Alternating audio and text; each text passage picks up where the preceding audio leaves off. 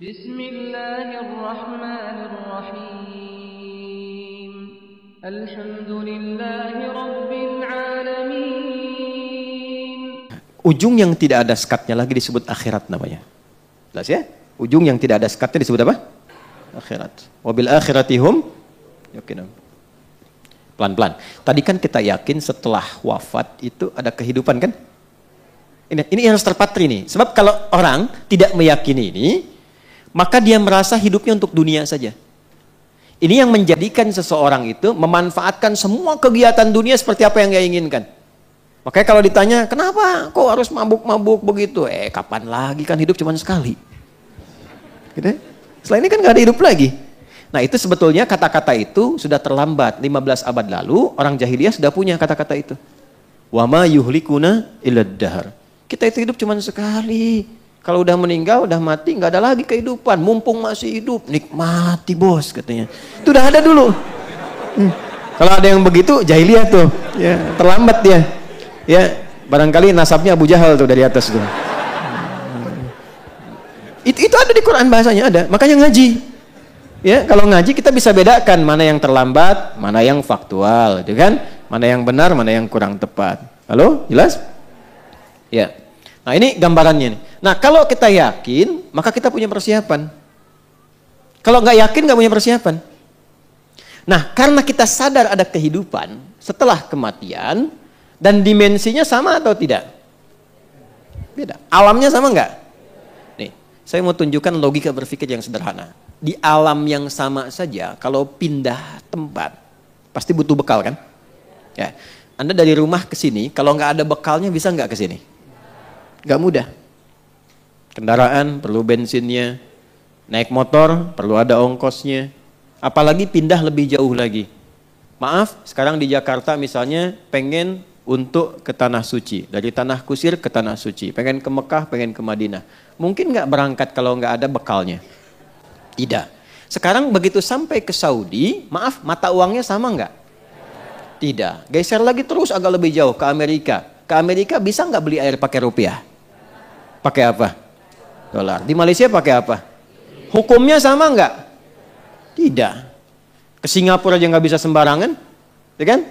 Di sini jalan, buang sampah, nggak ada yang lihat, buang. Di Singapura bisa jadi nggak berani itu. Di Jepang bisa jadi harus ikut sistem kan? Berarti ada hukumnya sendiri, ada aturannya sendiri. Di alam yang sama, cuman beda tempat, beda aturan. Maka sekarang pindah alam. Jadi nggak logis kalau aturannya sama. Pasti beda. Karena itu saat pindah alam, yang dibawa pun dunia itu akan ditinggalkan. Nggak ada yang dibawa.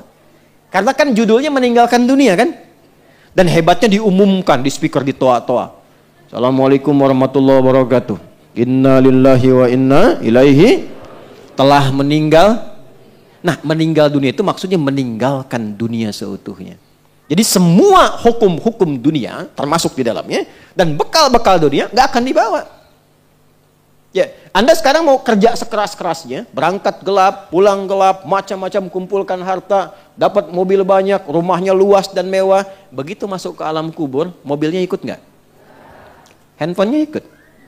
Tuh yang dipakai ngerekam-rekam tuh. Fotonya ikut nggak?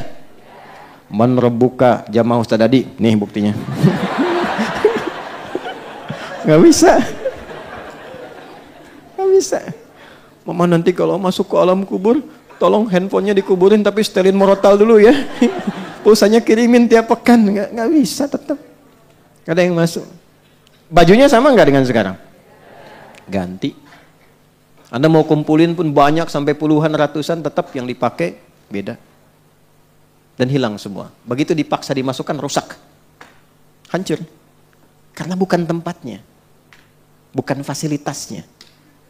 Bukan hukumnya. Pindah tempat. Maka pindah hukum. Beda aktivitas, beda perbekalan. Sekarang pindahnya beda alam. Kita masuk ke alam pasca kematian, pasca kehidupan dunia, masuk ke alam kubur. Belum ke akhirat, ya baru dikubur. Karena beda alamnya, alam dunia dengan kubur sudah beda hukumnya. Silahkan cek di buku, di kitab mana ada keterangan tentang kubur. Di Islam lengkap. Afala ya'lamu idza bu'thira ma fil kubur.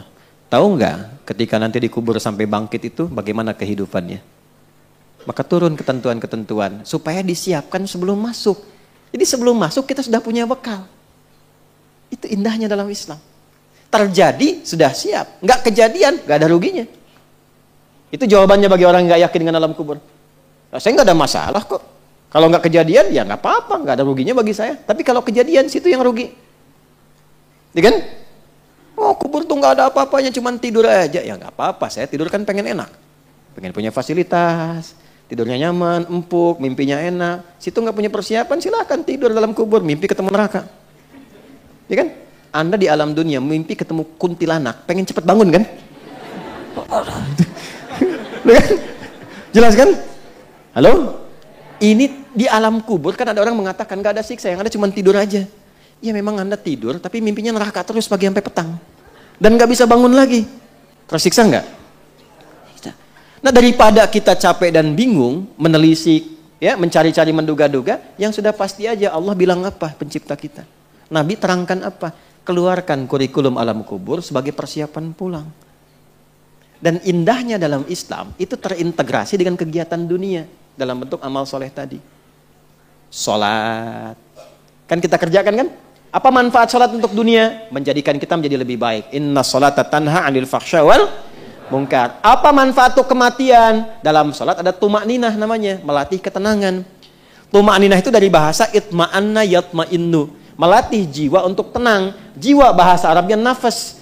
Jiwa yang dilatih tenang maka punya sifat jiwa yang tenang. Dalam bahasa Arab disebut nafsul mutmainnah. Nah latihan sholat kita tumakninah ruku, tumakninah dalam sujud, membentuk nafas mutmainnah. Apa manfaat nafas mutmainnah untuk pulang? Saat maut itu dicabut, maka dampaknya lahir ketenangan dalam jiwa. Itu yang dimaksud ya ayyatuhan nafsul. Bagaimana nafsul mutmainnah muncul? Tumakninah. Kapan munculnya? Dalam ibadah. Jadi ketika sholat diberikan ketenangan untuk pulang, cara pulangnya. Di alam kubur dapat kebaikan. Anda ayah, ibu berjuang merawat anak dengan baik saat mengandung, ya, jaga yang halalnya masuk, yang haram mesti keluar, bacain Quran, dekatkan dengan Allah sejak dalam kandungan, begitu lahir dirawat-rawat, tiba Anda meninggal misalnya dalam perawatan yang baik, itu jihad, Bu. Tahu apa yang terjadi? Orang-orang yang mendedikasikan hidupnya untuk mengabdi kepada Allah, padahal kan normal sebagai seorang ibu merawat kan? Normal kan? Merawat, memberikan yang baik, gizi yang baik, tapi dia niatkan karena Allah. Itu begitu dia wafat, langsung turun kandungan ayat tentang fi sabilillah. Wala tahsabanna alladziina qutilu fi sabilillahi amwata bal ahya'un 'inda rabbihim yurzaqun. Orang-orang yang mendedikasikan hidupnya untuk beribadah kepada Allah, berjuang di jalan Allah, jangan dikira wafat begitu saja. Di alam kubur kami berikan kehidupan yang lebih megah dengan nikmat yang berlimpah. Dan perjuangan itu jangan selalu digambarkan kepada jihad militer. Itu ketika ada tuntutan, ketika nggak ada, keluarkan. Makanya belajar. Apa kurikulumnya menjadi jihad? Perjuangan yang baik karena Allah. Antum tafaqquh fiddin, belajar. Lakukan karena Allah. Dalam Islam itu belajar, apapun yang dipelajari, tujuan akhirnya mengenal Allah. Antum pintar sepintar-pintarnya jadi profesor, nggak kenal Allah, nggak disebut pintar dalam Quran. Justru Allah turunkan itu untuk diriset. Nanti poin nomor 3, kita kan baru 1. Ya kan? Baru 1 kan? Nanti poin nomor 3 itu Allah tampilkan wal jibala autada, itu kan? Ada gunung-gunung, ada awan-awan. Wa anzalna minal mu'sirati ma'an tajajja. Riset tuh awan, riset langit, riset lautan, riset daratan. Turunlah ilmu dari situ. Riset langit, astronomi nanti. Ya, di daratan ada geologi, geofisika, geofisis dan sebagainya. Di lautan ada ilmunya lagi. Tapi puncak dari semua itu untuk kenal Allah, karena dibuat itu supaya Anda tahu ada pencipta. Bukan cuma gali tambang, nemuin emas, nemuin nikel, nemuin tembaga. Yang ketika meninggal gak dibawa semuanya. Gak dibawa. Ada yang kain kafan yang terbuat dari emas, dari tembaga? Gak ada.